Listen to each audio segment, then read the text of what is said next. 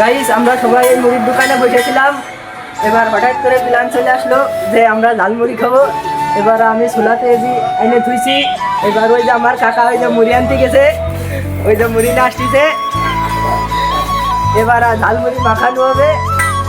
Guys এই যে মুড়ি টুড়ি সব কিছু আনা শেষ, এবার জাল পেঁয়াজ কাটা কুটো চলতেছে। এই যে দেখো আমরা সবাই খাবো। এই যে চলগন সব আর সেই চুলাকু এই যে ভাজা আর এই যে চুলা দেওয়া হয়ে যাচ্ছে, এই যে সব দেবো।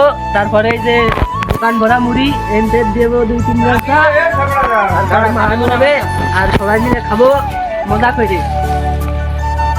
আগে জাল পেঁয়াজ আর ভাজা দিছি, এই যে এখন আমি মুড়ি দিচ্ছি, তারপরে মাখাবো।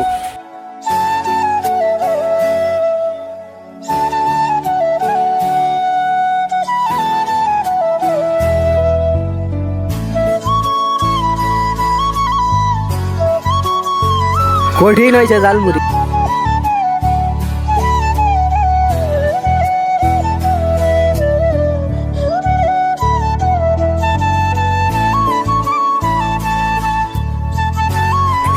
আজকের ভিডিওটা এই পর্যন্ত, ভালো লাগলে লাইক কমেন্ট শেয়ার করে দিবেন।